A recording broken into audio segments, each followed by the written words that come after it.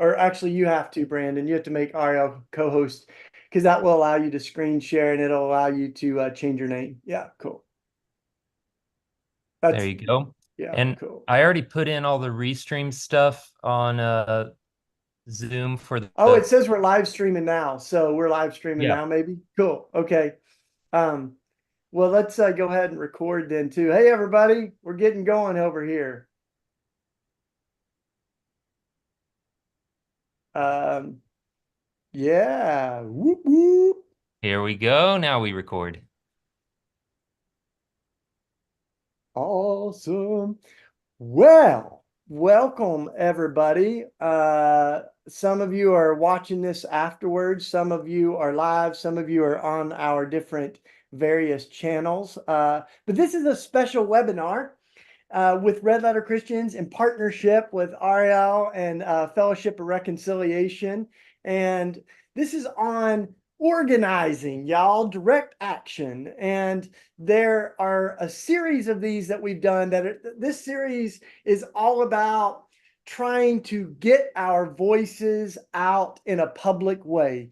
And so we did one on how to write an op-ed, how to write an opinion piece.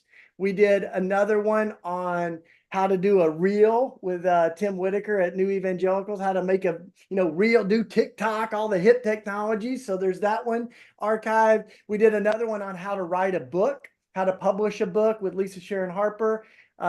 Michael Waters did one on prophetic preaching. So we got preaching, writing, reels, and now we are doing one together today, co-hosted with Ariel and I on organizing direct action.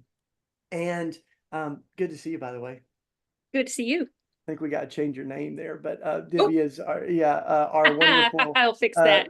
Yeah, and so we'll kind of introduce ourselves. We're friends that have been collaborating for a while now, and this is meant to not be just anecdotal. There's not like it's not like baking a cake or something where you got these perfect ingredients and it comes out the same every time.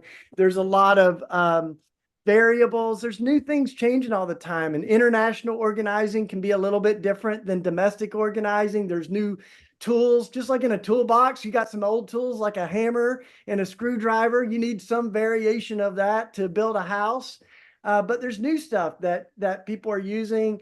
Signal and WhatsApp and some other things are really interesting organizing tools. But we're trying to really do some basics today, things that we've learned sort of organizing lots and lots of protests over many, many years. And I don't know, do you have an arrest record of like how many times you've been arrested, Ariel? It's in the close to 40 or so. I consider it my resume. Yeah, right. And so what? Oop, did we lose you momentarily, Shane?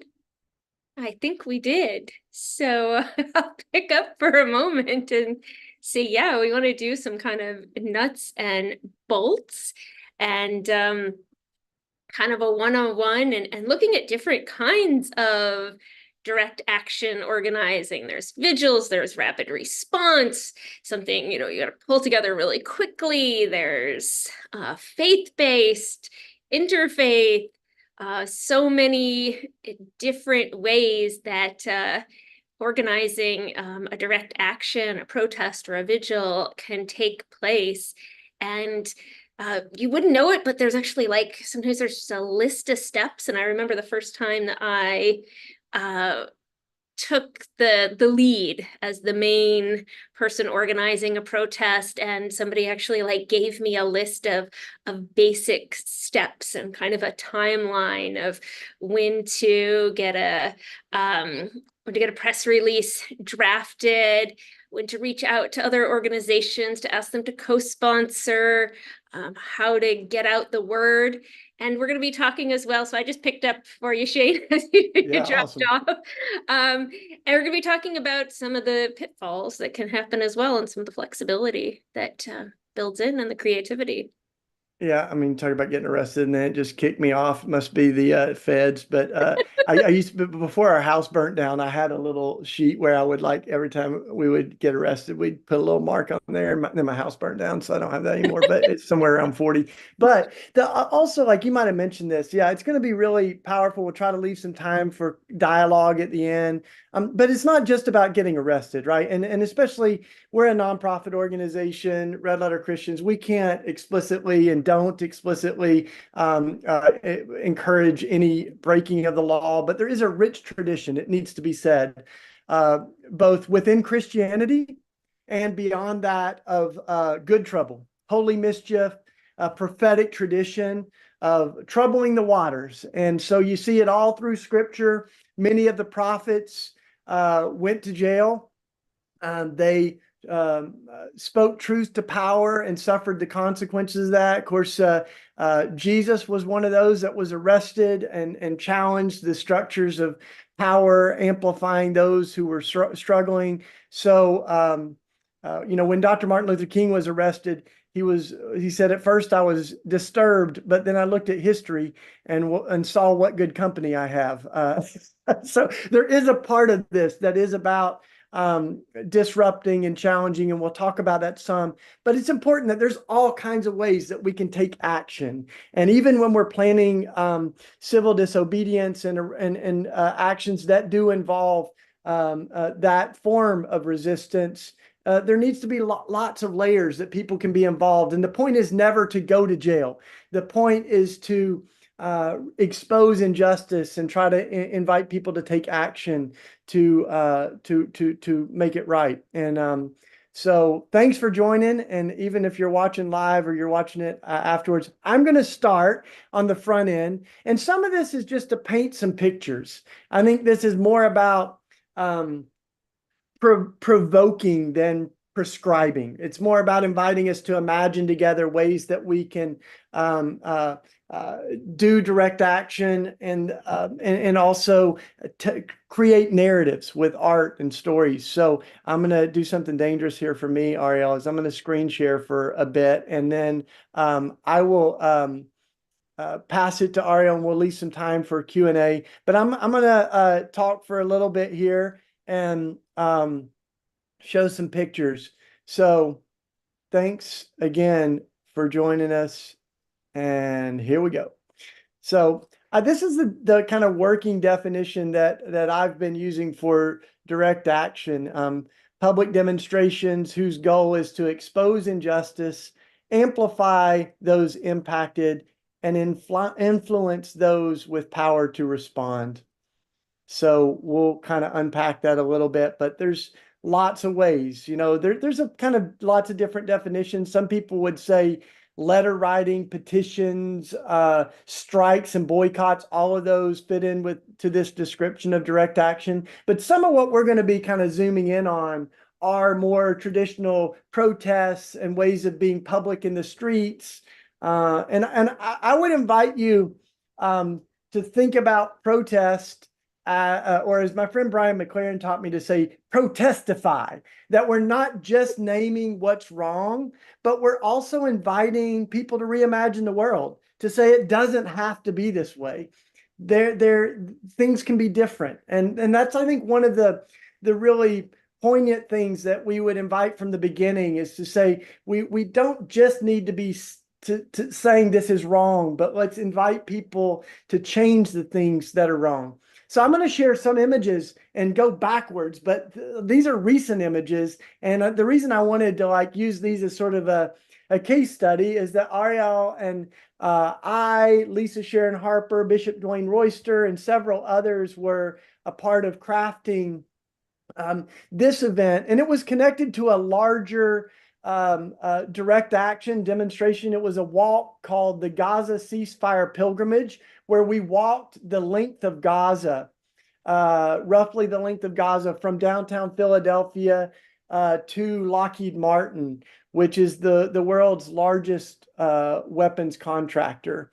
And these are just a few of the images. And you'll see a lot of things in these images that I would say there's layers of kind of meaning and power, like the cross that I'm wearing right there. I don't always wear a cross that conspicuous, but it's on Good Friday, the Sunday before, or the Friday before Easter, when we remember Jesus's death. And so we created a few things. The cross that I'm wearing is made out of a gun that we've transformed into a cross, and the image is a little hard to see there, but one of the many images that we used is Jesus's death with his mother weeping over him, juxtaposed to a Palestinian mother weeping over her child. And it's very deliberately to connect the suffering that's happening right now to the death of Jesus and the suffering he endured 2,000 years ago.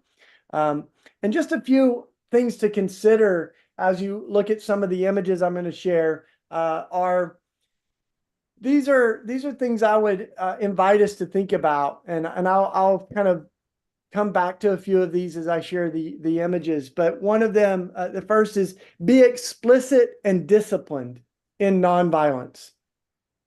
And there are plenty of things that we cannot control. How the police will respond, people that show up that we don't know, people that are infiltrators that are trying to discredit our message, folks that are counter protesters that are trying to disrupt what we're doing. So that makes it all the more important to control what we can, which is ourselves on good days, right? And that's why we have to really ground ourselves in nonviolence. I think there's lots of ways that we can do that, and we might unpack this a little bit more, but some of it is own practices in our personal life. Some of it are role plays that we can do as we work up to public actions, where you anticipate mean things that people might do or say, or even physical confrontation from folks. And so there's ways to train ourselves in that. Sometimes you do 3-hour or 6-hour trainings in nonviolence to prepare for actions.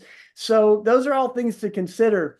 But one of those two is to consider a explicit commitment to nonviolence. And this is one that we use for that particular protest, which you can see it here. We may post it in the notes and on socials too, but this is drafted and built on the same one that's used by the Poor People's Campaign, which is organizing thousands of folks to march on Washington this Saturday.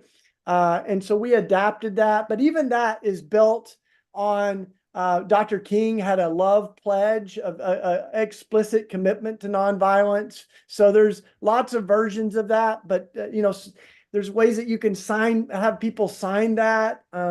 We even sometimes do a call and response where we say those 10 commitments and reiterate them before we go, because all that's public, right? And then if someone diverges from those, we can accurately say they're not a part of this demonstration. They've acted outside the boundaries. So some of this is liability, accountability, but it's also the ethos, right? It's protecting the spirit of the event. So the second is to center those impacted. And as Dr. Cornell West says, let the suffering speak. So centering those who have been harmed or are most impacted. And that's not even just to say like with imagery, but as much as we can, that they are holding the microphone, that we're not trying to be a voice for people, but we're amplifying their voices. So there's lots of ways that we can make sure that people impacted are in the forefront, that they are the people speaking, and in every way that we can amplify their voices. So the third is to put names and faces on injustice, to make it personal. And the fourth is to name the perpetrator. So it's not to demonize anyone, but to say that there are people responsible for this injustice, and as specific as we can, to not be passive, right? That 30,000 children, or 15,000 children have died in Gaza. I think it's important to say, no, they were killed, right? The state of Israel, with weapons from Lockheed Martin and funds from the United States. And so it says there are people who are contributing and complicit with this suffering. So we'll talk a little bit more about that, but name the perpetrator. Be clear about our demands. If we are approaching someone, we want them to be the person who has some decision-making, some power in that, and to be clear about what we're asking.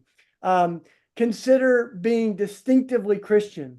And we're we are interfaith collaborators, and Ariel can share her own story some. And Fellowship of Reconciliation is interfaith, but at Red Letter Christians, we are organizing Christians, and we're also, there's something to be said for organizing in a way where we are true and authentic about our own faith and what it calls us to. So, for instance, in some of these images on Good Friday, they're very particularly Christian, even though we have Muslim allies that we're also, practicing. They're in the middle of Ramadan. We've got Jewish allies like Ariel that are there. And so we're speaking together, and we want to show up to other people's events, when they organize as well. But consider being distinctively Christian, especially I would say also because in some of these cases, Christians are a big part of the problem. And so when it comes to guns, the death penalty, what's happening in Gaza right now, Christians are right now a big part of the people we need to persuade to make change happen. So that's part of number 6. Protect your joy, sing at the devil, punch holes in the darkness. That's one of the things that Ariel and I like together. We like to have joy, art, beauty, a part of this. So you'll see some of that. But I would say it's something that we've got to be very beautiful in our protests, in casting a vision for a more beautiful world as we do it, and not just kind of talking about how bad everything is, although we can do that too. So involve kids and families. You'll see that in a minute, how we did it on the Action on Good Friday. Be creative, think outside the box, and then plan for court and use the courtroom to put injustice on trial. So there's ways that even if we are taken to court, we can use it to really put injustice on trial. So here are just a few pictures of the event on Good Friday. You can see the kids and families there. We had drumming just as people came to the event. And even in this, we were very clear about several things. Anti-Semitism is wrong. What happened on October 7th is wrong. We grieve those 1,200 lives lost. We are asking that the hostages be released. So that was a big part of our message. And 2 wrongs don't make a right. What's happened since October 7th, the violence in Gaza, the lives lost, this was our primary point, calling for a ceasefire, a permanent ceasefire, for aid to be let in to Gaza. And we're at the weapons manufacturers. So we are focusing also on not arming those who are responsible for the massacring of folks in Gaza. So, but there was a spirit of joy, of drumming. Our friend Julius is leading the kids there. And then we had this idea of, centering those who have been impacted again, but also getting as many ways that people can participate as possible. So one of our messages was that there's blood on your hands to Lockheed Martin. And so we invited people to dip their hands in paint, water-soluble paint, also anticipating that we could be accused of trying to do property damage. So this is children's water-soluble paint in the containers we bought it in, and folks were able to put their hands on that banner. And it was very powerful to watch, young and old, people of all different faiths. That's my little baby right there, Eli, putting his little handprints on there in solidarity with the babies in Palestine. So, this is getting everyone involved. It's also creating a powerful visual that was really at the center of that. And of course, it's also kind of on point with our message, which is that there's blood on their hands. And there's a part of in the story of the execution of Jesus is that Pilate tried to wash the blood off of his hands. And so this was one of our kind of common threads. You can see among the speakers, there's a lot of diversity. There's also several folks who are Palestinian, and their families are still, really suffering from this. And so we had many different voices. And then we processed together to the front gate of Lockheed Martin carrying that lead banner. But we also had lots of other images, and I share these as part of the kind of imagination of this event. This was collaborative, so there's so many different ideas that were shared, and this was one of them, was to put as many names of the children that we have on signage. So we carried those, at the time you can see there it was over 13,000 children. It's now even more than that, and there's thousands more missing. And so to carry those and to lead with those names, to personalize what's at stake. And then we also wanted to name the perpetrator, as we mentioned, right? And Lockheed Martin in this case was one of the main people we wanted to call to stop sending the weapons in the U.S., to stop sending Lockheed Martin made weapons over. And then we had this image as well, made in the USA, to remind us that this is not just Israel's violence in Gaza, but it's the U.S. and Israel's genocide. So these are a few of those images. As folks crossed onto the property, we had a very clear delineation of folks who would be going onto the property of Lockheed Martin and those who wouldn't. And that can be really, really helpful. So those things are crystal clear. Sometimes there's even armbands or something that can set people apart. But we were very clear on the folks that would be crossing over the line onto the property. But we had a lot of ways that other people could contribute too. So those holding the names of the children who had had been killed, laid down. And this is has rich roots of die-ins that people lay down and remember those who have been killed, and the others of us stood around them. We also had an idea that it was someone last minute that said maybe we could have roses that everyone could lay on those names as a memorial. So we sang songs, we kept our joy alive, even as there's a heaviness, obviously, from the cost of this violence, and people began to come onto the property and lay down the roses. And we also were under the understanding that we would be given a verbal warning. We can't always guarantee that, but we were told that by police. So folks are just laying those roses down. And so this is the visual, right? And all this to say that we're trying to paint a picture, right? We're also trying to move people in their hearts with the real human cost of what's happening, the real names. And so this is that image. And of course, then we were given a warning, those of us who chose to, on their own volition, not endorsed by any organization, decided to stay and were taken into custody. And then and this is a powerful image. When we showed up, Lockheed Martin had actually covered up their corporate signs, which was a powerful, it kind of made our message even more clear, right? That you cannot hide and that you cannot wash the blood off your hands. And so these are just a few more images of that day. So just, one more glimpse of that.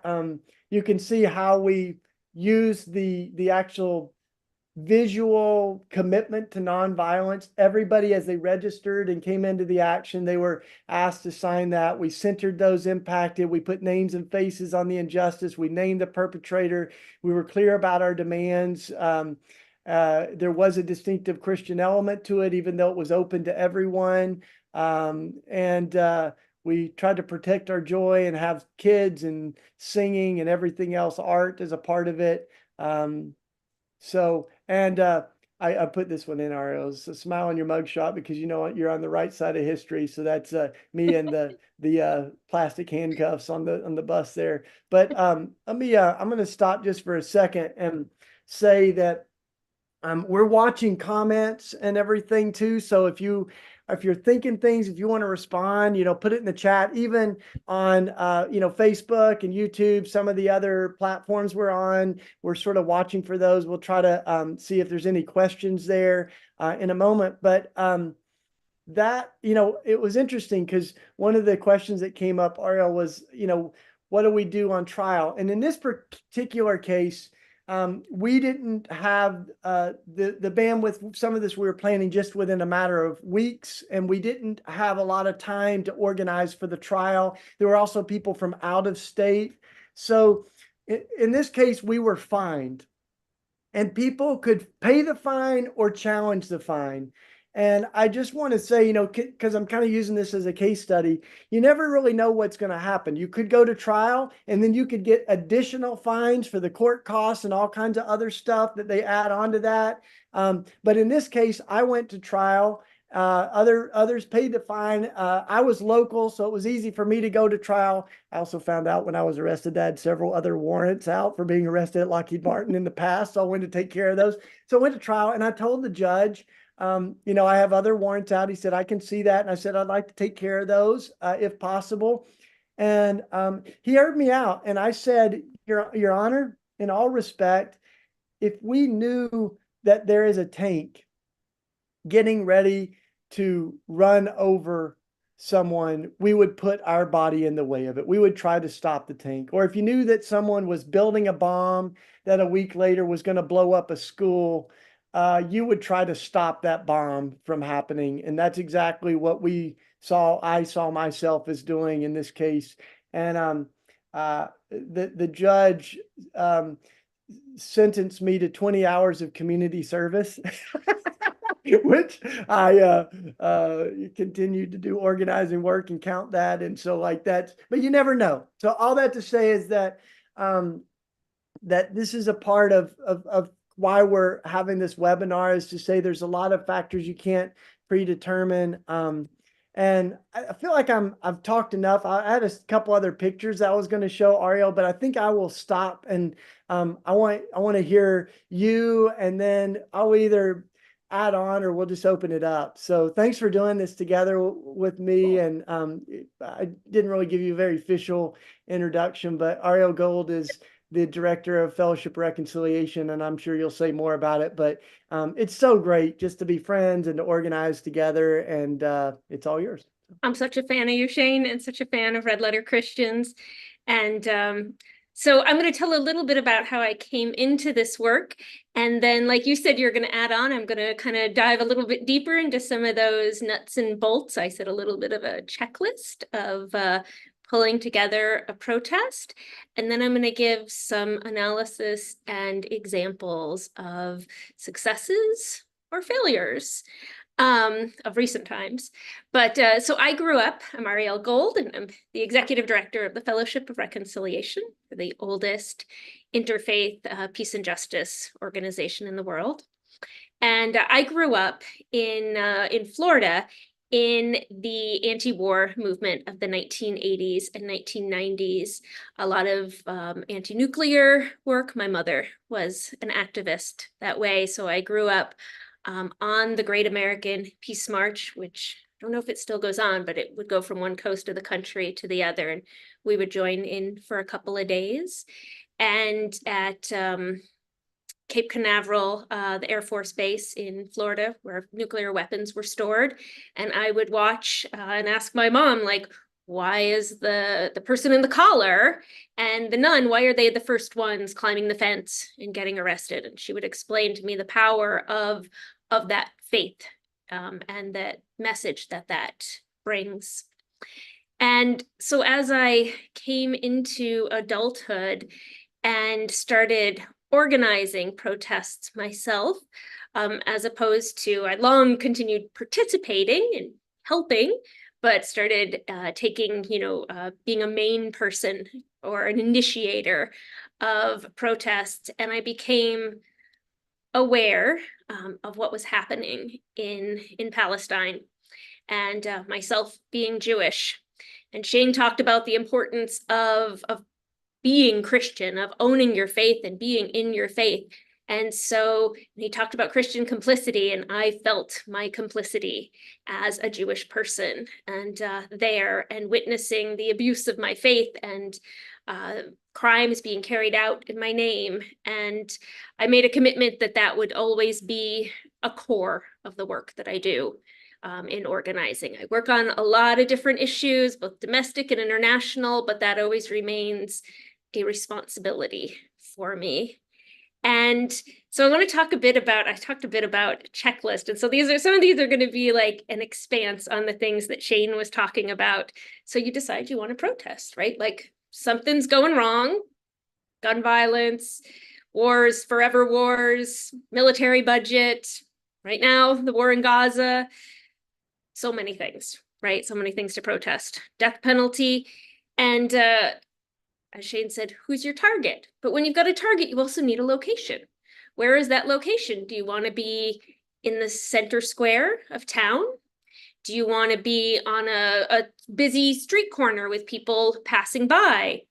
Do you want to be in front of their target, whether that's Lockheed Martin, or it's a courthouse, or it's a place where decisions are made, or it's the White House in Washington, D.C. But you got to pick your location, and that's going to affect what kind of protest you have. Right? So then you want to think about how many people are you likely to get to your protest. Sometimes it's really just a small group, and a small group can be really, really powerful. But you want to think about that within the space. You don't want to be in a big, big town square and just a few of you. So in that case, you might want to be in front of the doors of a specific building. And then what's the message? What are you trying to convey? Because you can show up and just be protesting, and sometimes people have no idea what you're protesting. What are you asking for? What's really specific about that? And what do you want the people coming by, passing by to do? Do you want them to call their member of Congress? Do you want them to post on social media? Do you want them to tell their friends? What's the tone? So Shane spoke about keeping your joy, and absolutely, and sometimes that joy has to be paired with somberness, because sometimes it's a really somber situation. It's an execution, it's a massacre, and you can hold both at the same time, but I recommend not coming in with anger. Because you have to think about, do you want to bring people along with you, or do you just want to tell them you're pissed off? And it brings people along to be open and to be loving, rather than furious. And what's the message going to be, the takeaway? What's the story that people are going to get as they walk by? When they see angry protesters, they may feel unsafe. They may feel attacked. They may think you're full of hatred. And so you want to let them know that you're friendly. When we were on that, the march that Shane was talking about, we spent a lot of time talking to people that came by and waving and smiling and asking folks to join us, so that look on your face goes a long way. And I'd say, who do you want involved? So what kind of people do you want there, and what organizations can bring those people? What are the relationships? And so much for me about organizing, about protesting, comes down to relationships.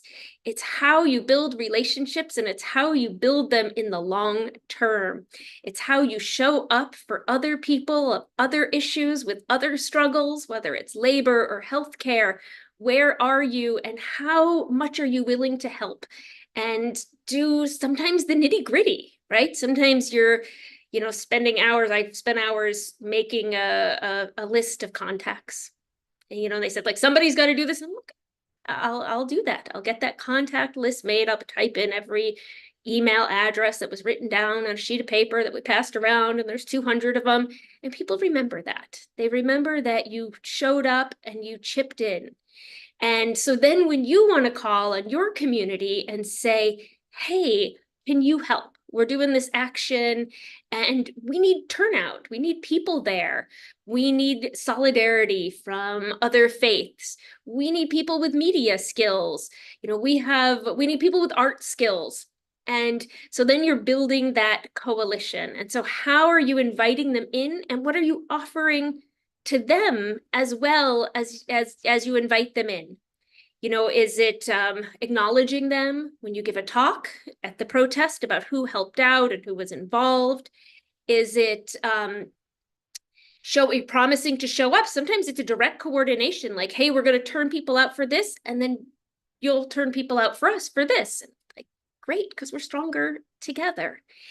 And, then you want to make it easy for them as well. So, I often do templates for their invitation emails. Like, here's a sample, change the language as you want, but we're going to make it really easy for you. Here's some sample social media posts to put up. And here's some sample hashtags. And here's like this toolkit of all you need to join us on that day.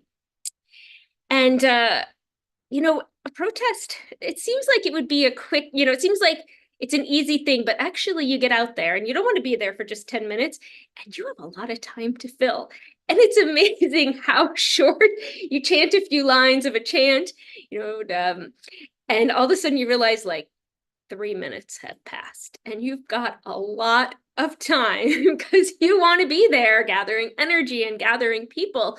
So something that's really important to think about is how are you going to fill that time? You need kind of a program like you're, hosting a dinner party without food. Sometimes you have food as well, but what are you going to do with that time?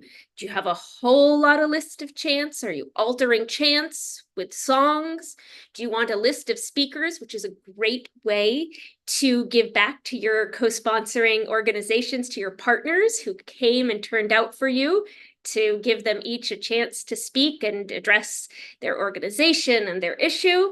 Do you want to do, sometimes you can do street theater as well. You can do street theater, or you can do art. Shane talked about the art with the kids. You can do drumming, but you have to actually think about what amount of time do I have to fill, and what do I need to occupy that space and time? Because just a chant, that gets tired for everybody pretty soon. And I would say as well, I'm not a fan of a protest that has 2.5 hours of speakers.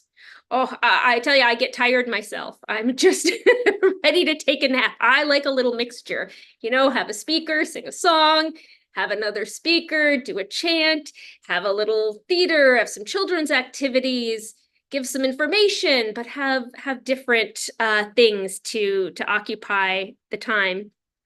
And what do you want the media coverage to look like? So when we talk about tone and messaging, what's the story that's going to come out in the media afterwards? What's that going to look like? And that's both how you've messaged, how you've said your message, and it's the image that you're going to get. We just looked at some beautiful images of folks getting arrested, but you want to think of that creativity of how to fill a whole photo frame with folks, even if you only have 10 people, or if you have 200 people. You want to fill that frame, and you want a good, clear, simple sign in the front that, lets everybody know this says, "Stop weapons to Israel for genocide." Whatever that is, you want to make it really clear and crisp. And you can ask, and we did for that protest, photographer friends to come. And so you want to craft a press release in advance, a media advisory. And so you want to collect in advance who are you going to reach out to ask them to attend. What are the visuals? We talked about the names of children, and we've talked about simplicity too, because you want to make sure that you have a real basic that says, this is why we're here, and this is what we're demanding, this is what we're calling for, and this is who we are. So you want to send that out to your media, and you want to follow back up with them. I'm a fan of you send the press release by email, and then you find their phone number, and then you call them, and then you text them, and then you call them again on the morning. So a lot of that is roles, right? And it takes a lot more than one person to put on a protest. And if you're giving out tasks to people, you're going to have people feel invested and want to make sure that they show up. So you have roles ahead of the protest. Somebody's handling the media, a good writer's working on the press release, but you have roles at the protest as well. And some of those can be a police liaison, somebody that speaks to the police who show up.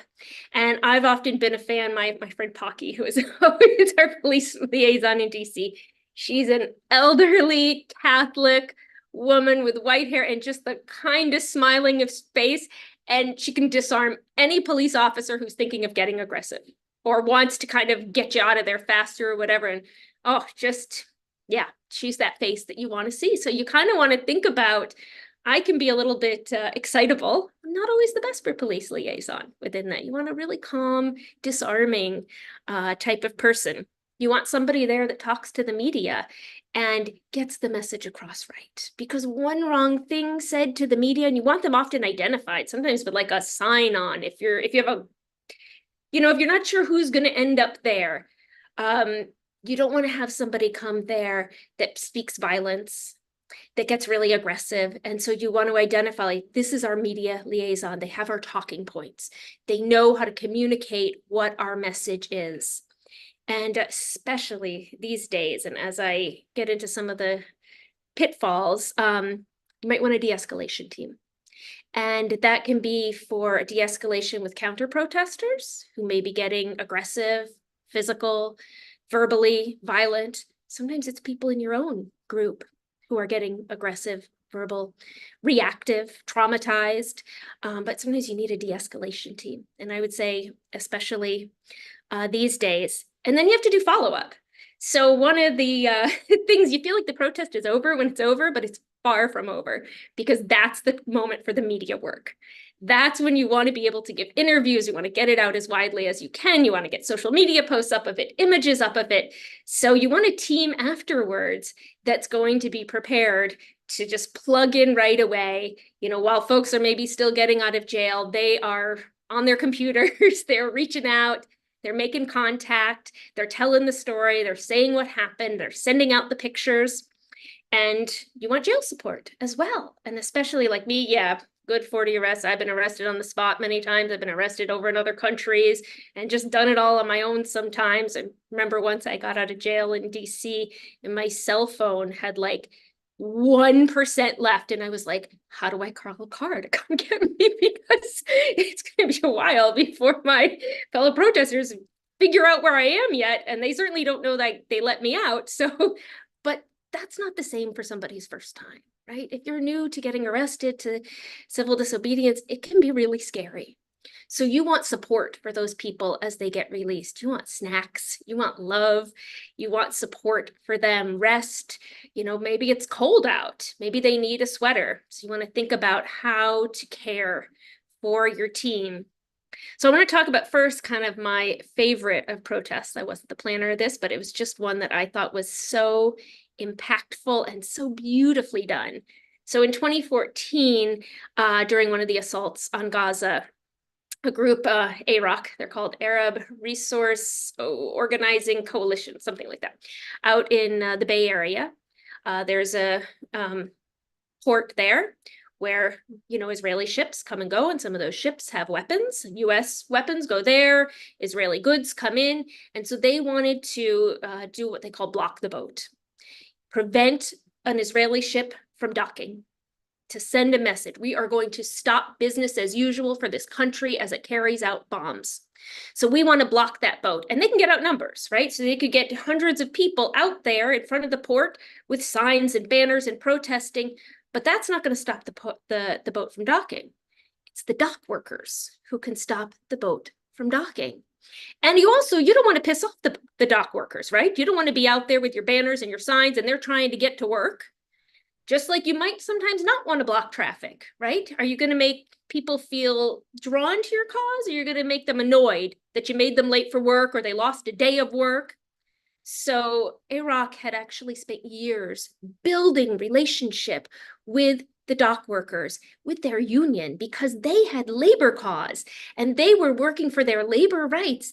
And so they spent years organizing the Arab community in the Bay Area to show up for those dock workers as they worked for their labor rights. And this was years in the making. They didn't know this, you know, particular war was going to break out in 2014 in Gaza. The last one had been 2008. You know, they're periodic ones, but they didn't. But they showed up because they cared about other people's issues. They cared about the rights of these unions, of these working people. And so they called their people to show up. We show up for each other.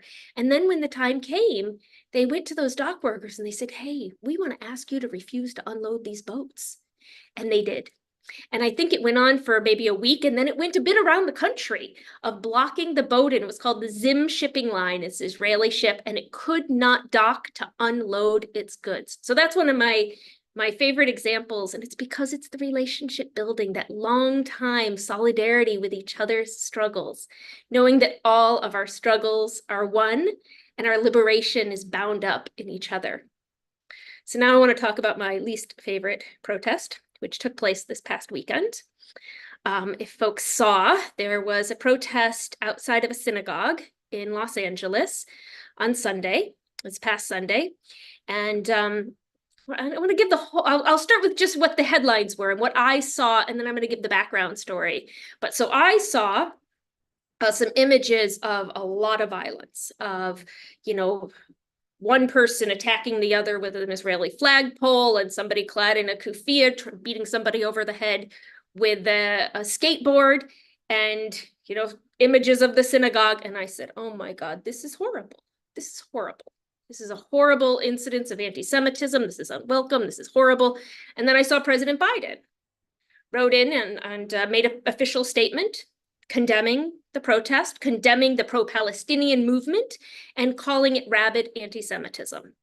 And then I started to pay a little bit more attention, because I kind of live and breathe this stuff. And I discovered that the protesters were well-intentioned. They had discovered that this synagogue was holding a political event on that Sunday.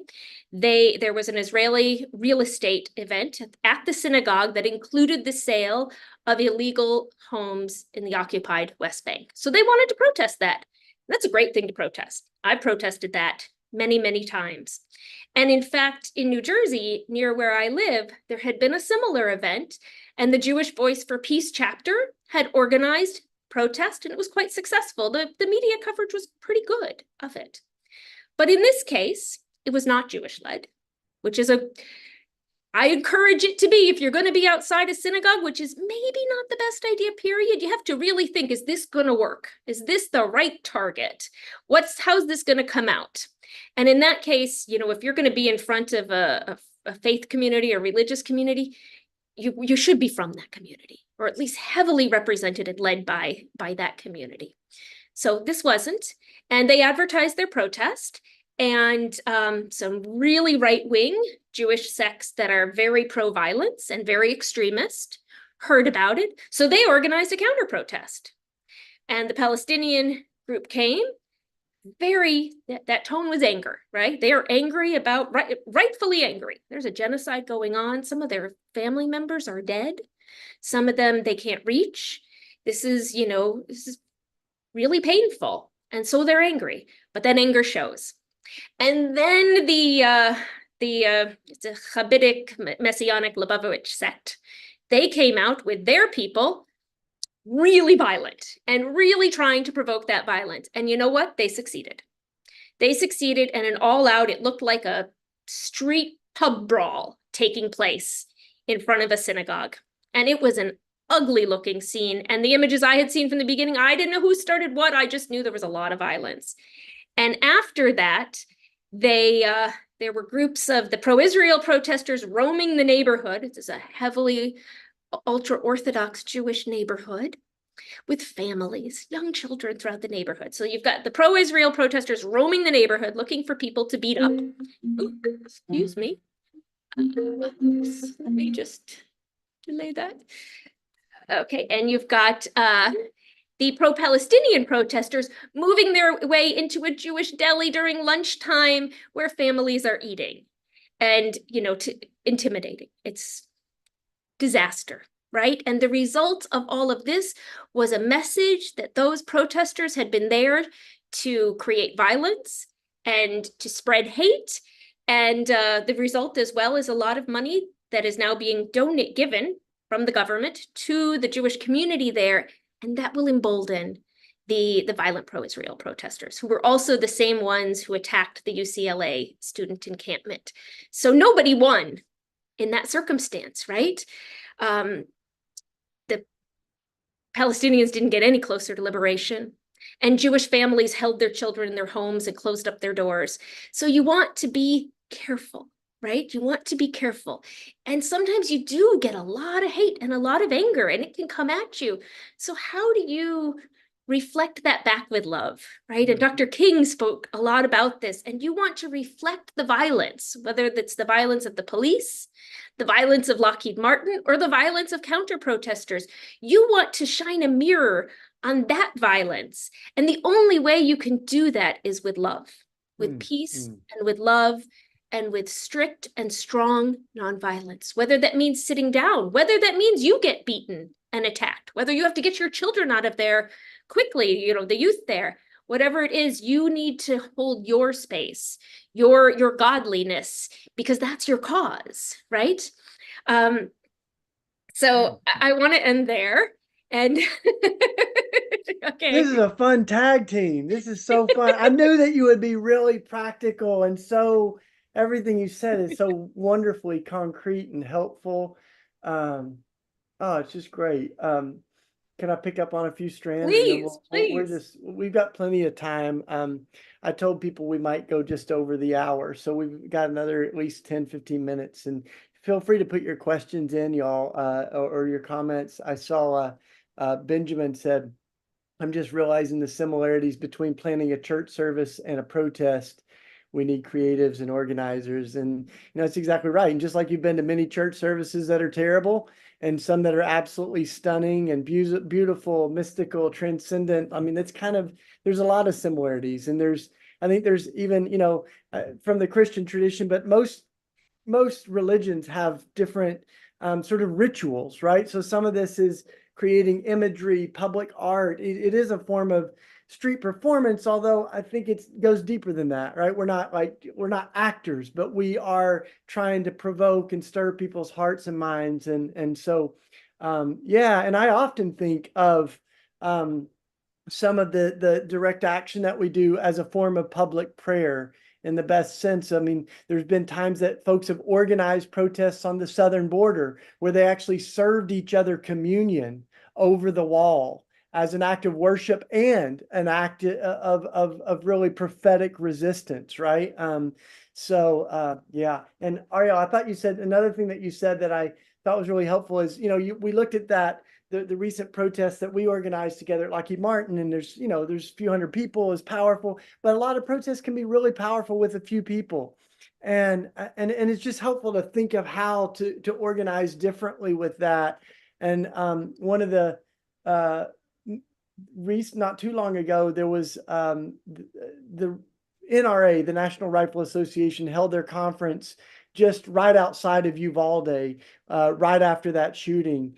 And we felt like we had to respond to that, but there weren't many people that could. We also weren't sure of the risk factor, but someone got us tickets. And so we got in with just three of us, and we decided, what can we do with three people? Well, there was a prayer meeting at the NRA that was like bizarre, by the way. I mean, like it had the national anthem or Pledge of Allegiance, and then like all kinds of just, whoa, what in the world?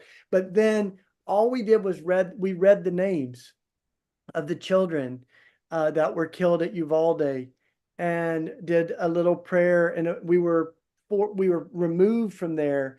But it was hard to argue with that, right? That we are here just naming those names, and it was just three people that did that. So I think that's, it's really helpful to think about what can we do even on a small scale, and how can we begin to extend the circle. Some of these are symbolic actions, right? And they yeah. So any other thoughts, Ariel? Like yeah, as you we open it up? reminded me of one of those, like you said, I'm very practical. That is how I go about some of these. But know who's vulnerable, especially if it's an arrestable action. Is somebody there trans? Because when you get arrested, if you're trans, you may be put in with the wrong gender. You may be physically endangered. So what does that mean? And how do you support that person as well? I'm a cute little 5'2" white girl. And that I'm not going to have the same experience as a 6.5 foot black man. And I'm not going to face police the same way. I'm not going to be responded to the same way. So how do you protect those who are most vulnerable? Who should be in the front of that, in that disarming way? And what are your contingency plans if your brother, who's a tall black man, it starts getting beaten, and that can happen? How do you de-escalate with your white privilege, right? So good. Yeah.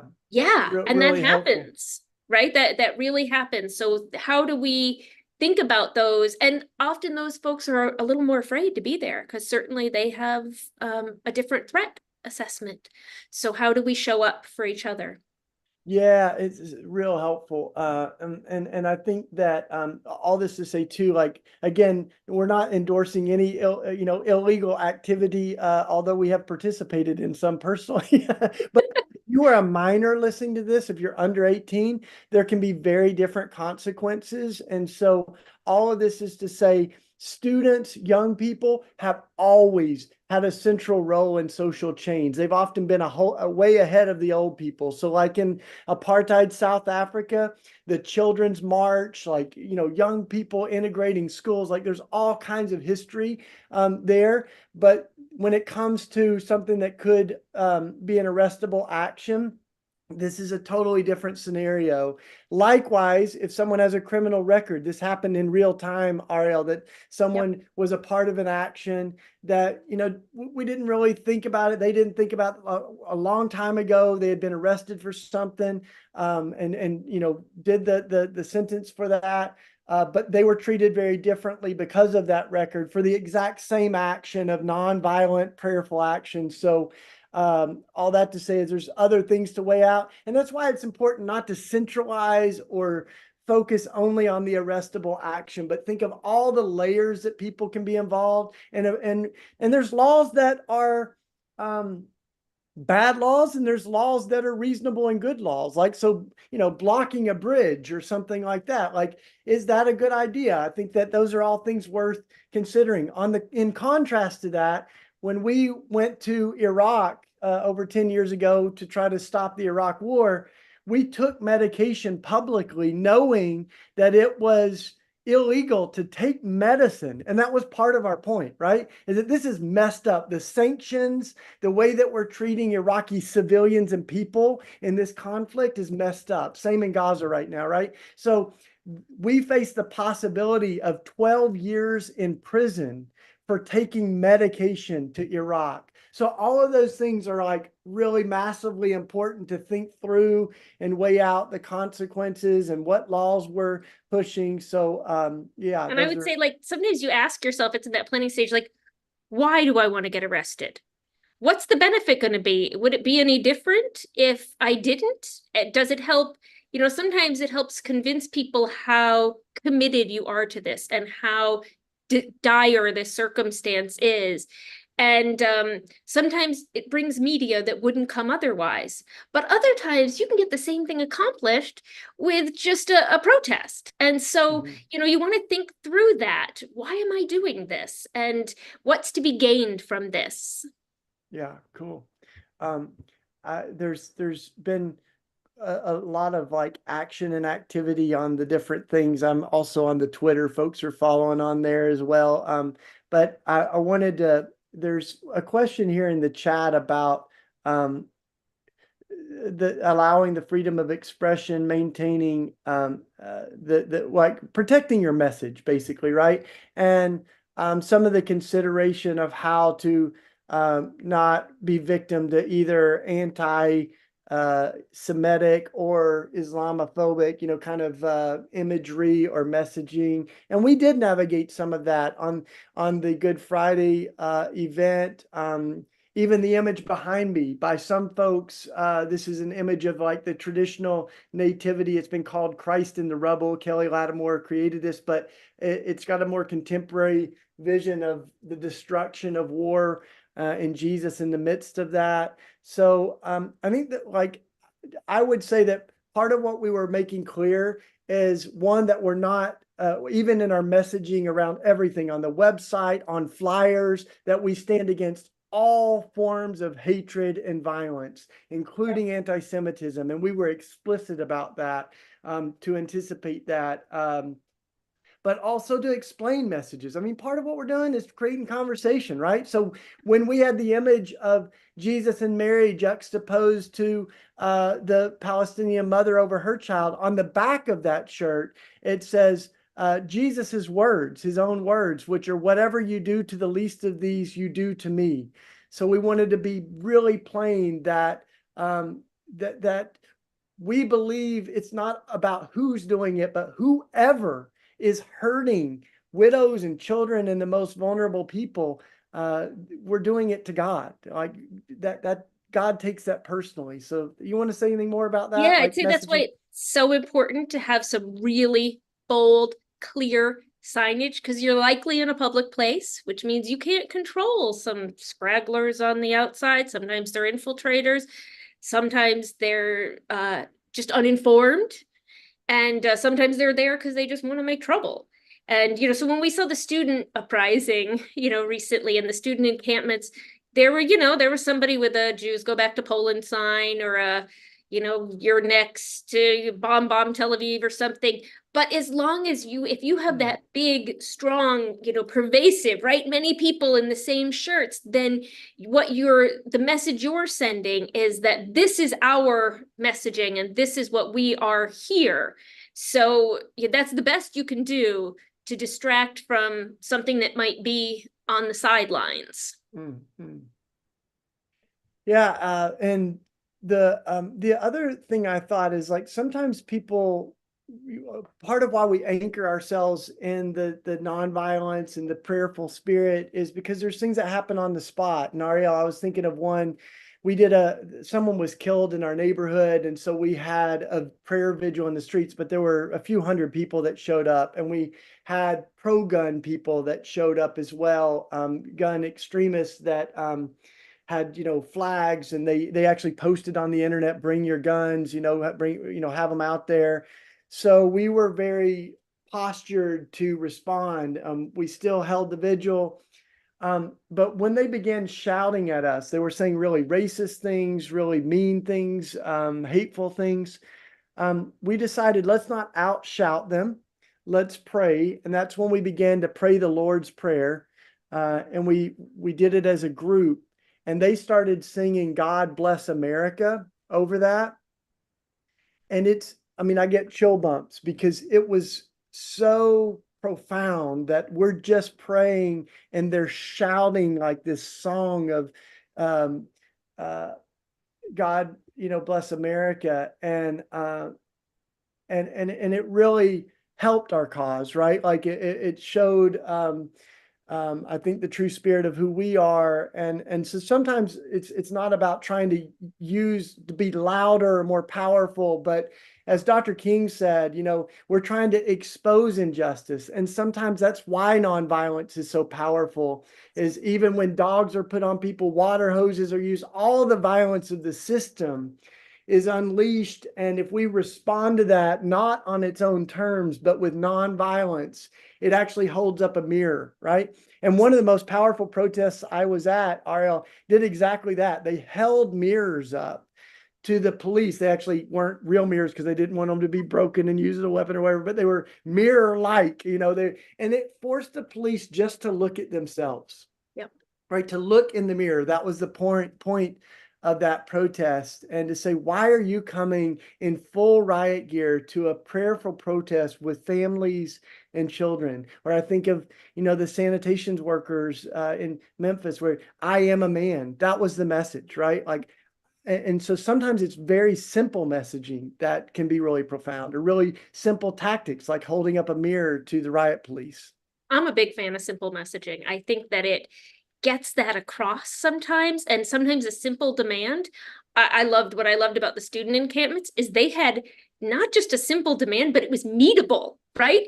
That was like really clear, like, we want you to divulge your investments, and we want to be included in what that divestment is, in what what our school is invested in, and we're demanding this. And those are things that are meetable, and that's not always possible, right? We're protesting Lockheed Martin, and our demand is meetable but unrealistic, right? Yeah. But sometimes if you do have one that you can actually really get across, that's actually meetable. And I forgot to say this, celebrate your wins, right? That's part of that joy as well. And we can all get tired, right? Tired from the slog of protest and the negative, images and events coming at us, and the death toll that climbs, and the hatred that goes on. And so when we succeed at something, when one of those schools divests, we want to celebrate that together. We want to say, like, this is possible. I was part of, for years, protesting for for the right to whistleblow for Julian Assange. And I have to say, it's not something I'm currently working on, but when I saw he was freed, that wasn't just a legal thing. This is years of dedicated advocacy and activism and, telling that story. And so we all want to know that, that's press freedom and the right to whistleblow and different stuff. But a win for one of us in this connected liberation is a win for all of us. And it reminds us that these impossible goals, changing our military budget, ending militarization of societies, and drafts, whether active conscription or the poverty draft, that these are actually possible. So good. So I have an idea. We're kind of winging this now. Can I show just a few more pictures? Please, Is that okay, please. Ariel? And then I'm going to Yeah. give it back to you to close this. But I think, part of this, again, is not to be anecdotal, but just to show you some beautiful direct actions that have been, I think, very effective. And these are all partnerships with various groups. And these are just a few. I'll just take a second, but I want to show you just a few of these. This first one, let's see. Let me just pull this. I got to just do this real quick. Boom. So this one was called the March for Mercy. And we did this with death penalty action. And one of the things that happened in Tennessee is over half the men on death row wrote a letter to the governor, who is a Christian, church-going Christian in Tennessee, Governor Lee. It was Governor Haslam for a while. They were both Christians. But they wrote a letter asking the governor to come pray with them. And it was such a powerful form, especially, this is direct action from inside of the prison, right? Writing a letter, and this is actually it. One line. We understand you're a man of faith, and we would like to ask you to please come pray with us. And so we took that and we began the March for Mercy, and it began just with a few people, right? But we walked from death row and we brought that letter to the governor's office. It's about 8 miles. So this is now something we do during every execution in Tennessee. We carry this letter. You can see we blew it up there on the side.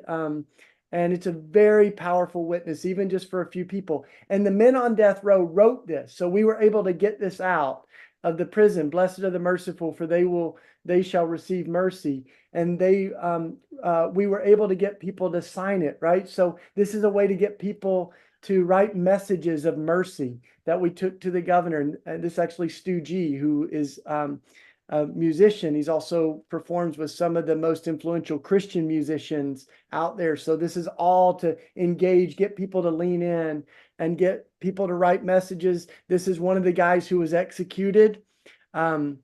We carried his name in his face, and he's a person who really found a deep, sincere faith in Jesus. And he did commit a terrible crime, but this is part of our message, is that no one's beyond redemption. And we wanted the governor to really believe that Jesus can change someone's life, right? And so that was our messaging. So we brought that message to the governor. And this is one of those things that's like wild, Ariel, is his name was Don Johnson. It was a good friend of mine that was on death row. But this guy that met us at the governor's office, his name was Don Johnson too. So it was like, what in the world's happening? So I was like, we're all human beings, right? And like, so that was part of the point, is this is not that far away, and it was just 8 miles. So we walked that, and then of course we would have the vigil whenever there was an execution. So that's one other one that we had. And then I want to just show you one of the other vigils that we've done locally, because some of this, we think of the big things like the war, but we've also got to think of some of the more localized things that happen too. So just a second, am I still screen sharing? I think I got to do it one more time. Boom, here we go. So let me show you this one too, because it is a different kind of way of thinking about protests. But this started as our young people in our neighborhood. I live in an area that has been really impacted by the opioid crisis. And what happened was around winter, one of the kids were having a snowball fight, and they said, we're worried that when we gather the snow, there's going to be a needle underneath that's buried. And we're like, that is so messed up. That is so messed up, right? And I mean, I get choked up thinking about it. I mean, this is a little like, kids saying that. And so we prayed, we thought about it, we talked to the young people, and we came up together with this idea of need a little help. We need a little help. And so look at this. We jarred up the needles from our neighborhood. I've still got a few of them. We put epoxy in them. We put quotes from the young people, and we delivered those to our public officials, to the mayor and health commissioner. And we did a press conference. Like Ariel said, we prepared. It wasn't a lot of people, but we had a massive impact in this, right? And it was the kids that were front and center. So none of this has anything to do with the arrestable type actions. This is about exposing injustice, right? And saying the kids in our zip code are as powerful, as beautiful as kids in any other zip code in Philly. And this is not about stigmatizing addiction, right? Like this is about a sickness that needs treatment, and we need more help, not more prisons, but more resources. So this was our press conference, and the kids delivered these. And if they didn't come, this is the young people, Ariel, they just went through the metal detector with the jars, delivering them to anybody that didn't come, including our mayor, who probably wished he had come to the press conference. But I say all that to say, like, that's a different way of doing it, right? But immediately after that, there was a response. Of an emergency response to the opioid crisis in Philly, needle canisters that are out now, like mail containers. That's what they look like, where we can put needles, all of that. There's more that needs to be done. But one of our council members said, I still have the jar of needles in my office to remind me of the human crisis and the toll that this has on our neighborhoods. So that's just one more model. And I wanted to share that one because it's really different, kind of out of the box. And it came from the kids, right? Came from the kids saying, this is not right. And we've got to expose that. So that's just one other little example. Yeah. And it reminded me, I remember once I was organizing a Palestine protest in my hometown, and a friend of mine, a Black woman, said to me, why are you doing this? Like, we're facing poverty and addiction and racism, and like, how am I supposed to care right now and show up for across the globe? And it really made me think. It's that showing up locally and globally at the same time, and building together, and that mutual care. Yeah. So if I'm closing us out, I always like to you're closing us out. I always like to look towards next things, because I'm that nuts and bolts person. So so one of the things I've just been getting involved with just this week, and Shane will be jumping into it as well, is both of us, Red Letter Christians and Fellowship of Reconciliation. We've been working on supporting some Israeli conscientious objectors, Israeli refusing going to jail rather than their military service. And so while we were doing that, it came to my attention that there are two men in the US, active military duty, and they're looking to get out. They, the images, one of them, Juan and Larry. Juan said, I've been looking, I see these images of the death and destruction on my phone. They're coming in through, and I felt complicity, and I want out of this. So they're right now petitioning for conscientious objector status, and it's a long court process of writing and so on. But so we're collecting organizations, and we're going to be looking at ways that we can support them. That might be letter writing of references to either their military commander or members of Congress. It might be showing up outside, calling on some folks to show up outside that courtroom in beauty and love, calling for their human right not to kill, to be acknowledged. And so I can't wait to organize with all of you about this as we get going. And you'll hear more about it from from both of us as we get moving on it. So great. And it reminds me that courage has lots of different forms and expressions. So I think all of us, as we go out, we can ask, what does courage look like for me right now? And how does it look? What does it look like to do actions that can move people's hearts, that can move people with compassion and love, and cast a vision for a better world? So thanks for listening in. It's been a rich hour. We did about all that you can on Direct Action 101 in an hour and 10 minutes. So thanks so much, Ariel. Make sure you Such a follow pleasure. Such a Fellowship pleasure. of Reconciliation and Red Letter Christians. We're trying to do all of these at no cost to make sure that you know, finances are not a barrier to attending these webinars. But if you do have some funds that you can share, you can go to redletterchristians.org, and we can continue to host webinars like this. So thanks for giving if you can. Oh. Join us at RLC and become a regular part of it. Yeah. We give out newsletters and all that stuff. And how can folks follow you, Ariel? You can follow me on social media, Ariel, Ariel, ELYSEGOLD, mostly Twitter. You can reach out to me at Ariel Gold at FOR, Fellowship of Reconciliation, USA.org. And I wanted to offer, if folks feel like it would be useful for me to write up some of that kind of checklist of things to do with Organizing 101, I'd be happy to do that and disseminate that. That would be awesome. We'll put it on the website. So, and we're going to keep doing these, y'all. We'll have more of these. Thanks for joining today. Yeah, I see that in the chat. We'll put our notes and PowerPoints into a form that you can access them on the website. It might take a day or two, but thanks, y'all. And may, as Dr. King said, may we be the conscience of our country right now. There's a lot of injustice out there, and so let's keep raising our voices in the spirit of love and truth. Hallelujah. All right. Bye for now.